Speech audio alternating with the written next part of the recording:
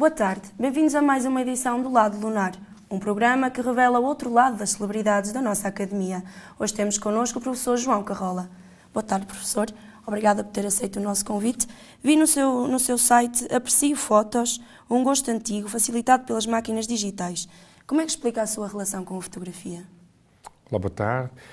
A fotografia é um dos meus hobbies, a par de um outro hobby que tenho, que é a coreofilia. No caso, a fotografia tenho, de facto, ultimamente aproveitado para desenvolver mais esse hobby e de facto, com esta nova era do digital, tem sido muito mais fácil tirar fotografias. Tenho aproveitado para avançar com vários projetos. Um deles são projetos pessoais, um deles é o projeto que está ligado à fotografia no Douro, aqui muito perto, aqui de Vila Real, e é um sítio, de facto, muito interessante de fotografar.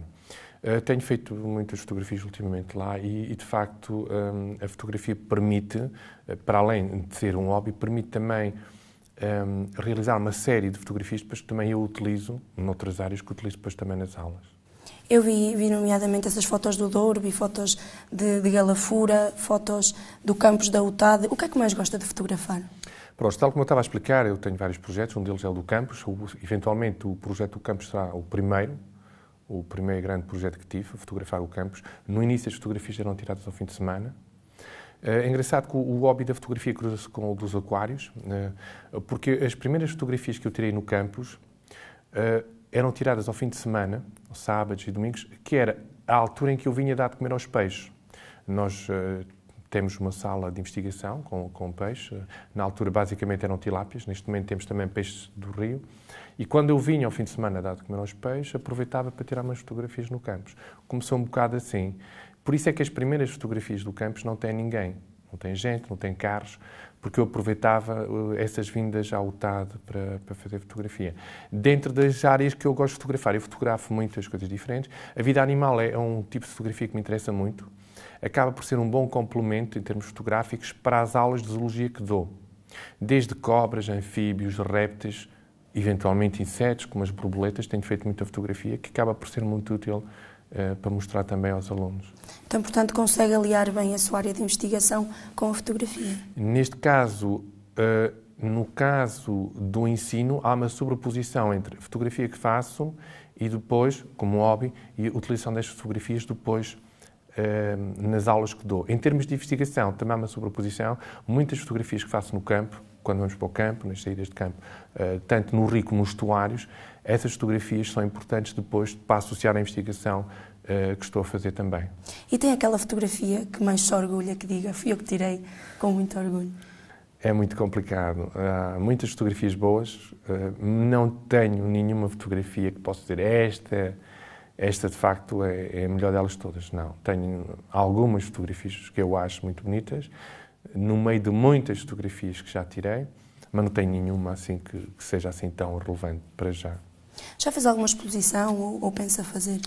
Sim, foi feita uma exposição, colaborei numa exposição das fotografias do campus da UTAD, aqui no edifício até da Biblioteca Central, há algum tempo.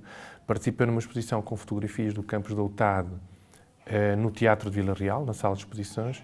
Estou, eventualmente, a organizar uma próxima exposição com fotografias do Douro, muito provavelmente será no shopping, na sala de exposições deles, ou no teatro, vamos ver.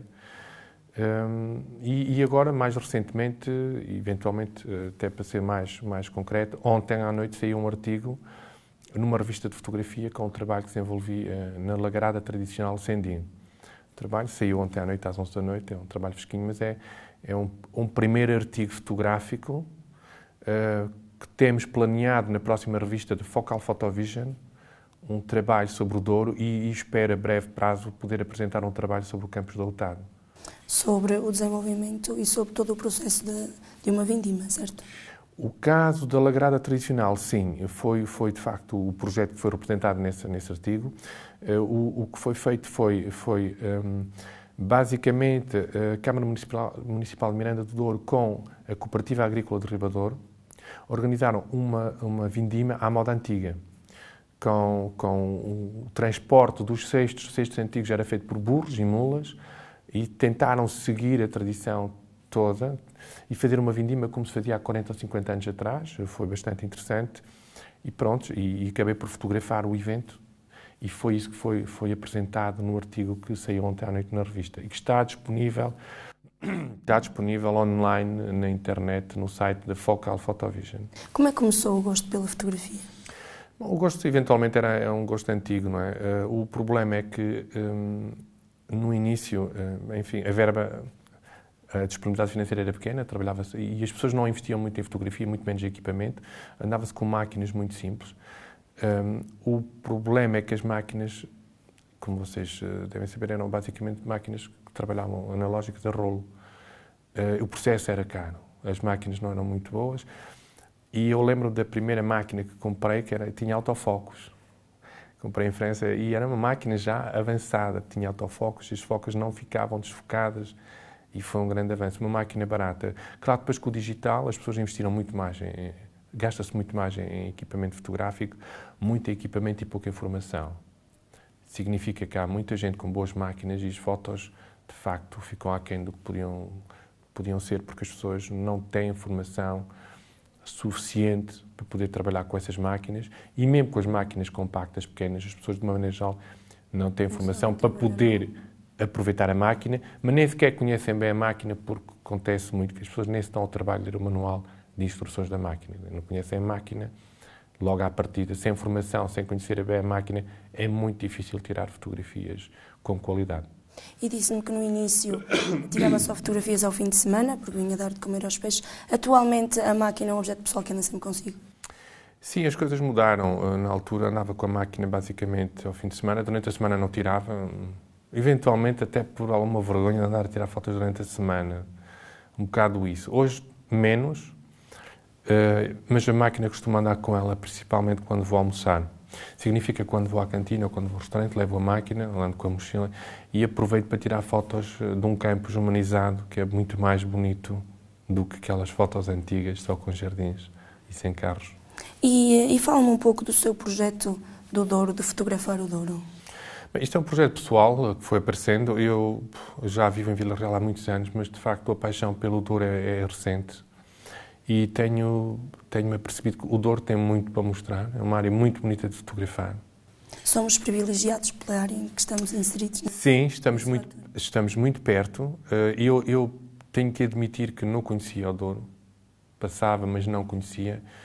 Há muitas coisas para poder visitar, para ver, muitas pequenas estradas que normalmente não se passa, Covas do Douro, todo aquele trajeto que vai até o Pinhão, Alijó Pinhão, Sabrosa Pinhão, São João da Pesqueira, depois o Alto Douro, que ainda conheço mal, e de facto há muitas coisas bonitas para ver, e em termos fotográficos é engraçado porque é uma região que ao longo das várias estações do ano, mesmo passando nas mesmas estradas, é possível ver paisagens completamente diferentes e é de facto uma zona muito interessante de fotografar.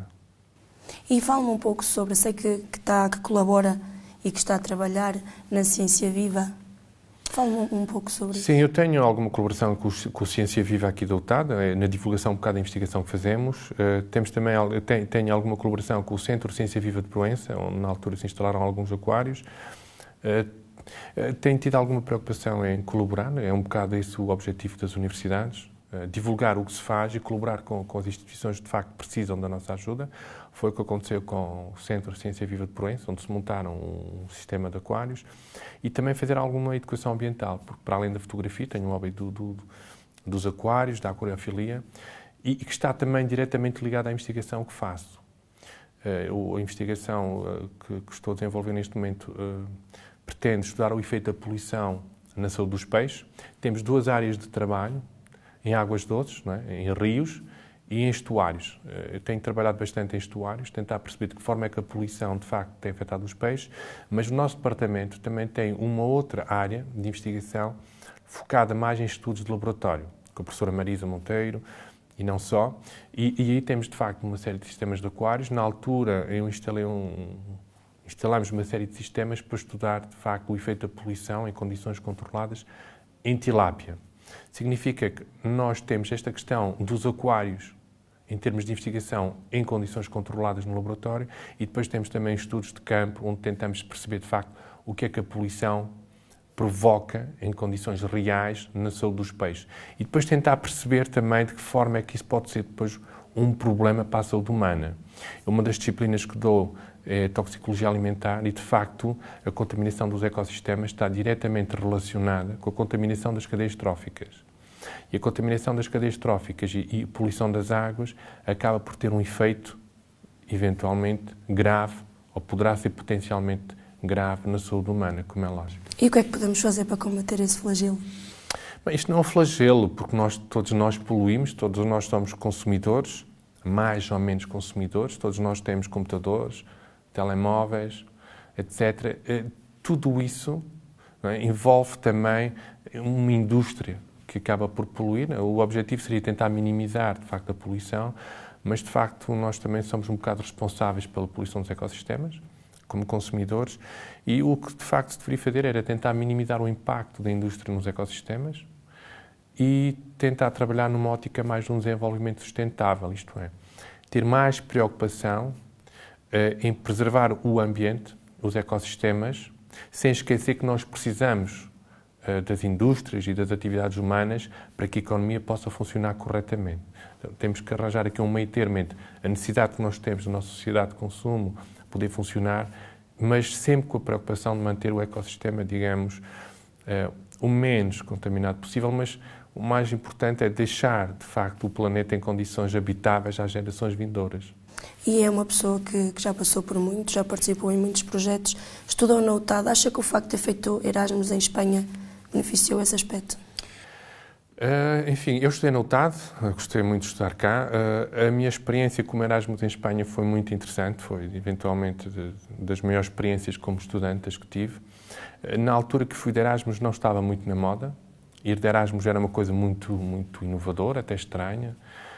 O processo era completamente diferente do que acontece hoje. Os alunos eram selecionados, candidatavam-se, eram selecionados. Eu, na altura, acabei por ir. Foi o professor Arnaldo Dias da Silva que fez a seleção. Eu fui um dos selecionados e tive a oportunidade de ir para a Espanha, estagiar em Pamplona. Gostei imenso. Tive que trabalhar duro, foi lá que fiz o estágio.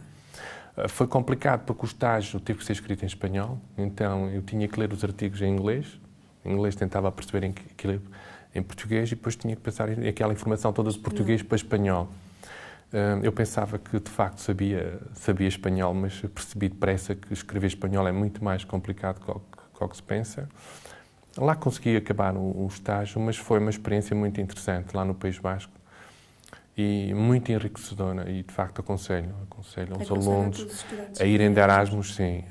Enfim, também a conhecer a cultura do sítio para onde vão, mas também a trabalhar também, que é esse um dos objetivos. Professor, qual é o seu lado lunar? Essa eventualmente será a pergunta mais complicada da tarde. É difícil, será uma resposta muito difícil explicar qual é o meu lado lunar. Eventualmente não conseguirei definir um lado lunar. Sim, é muito subjetivo, depende de pessoa para pessoa, mas de facto não consigo responder qual é o meu lado lunar. Pronto, olha, muito obrigada mais uma vez por ter aceito o nosso convite. Pronto, e o lado lunar hoje fica por aqui. Voltamos para a semana com mais caras da nossa universidade e com mais histórias. Até lá.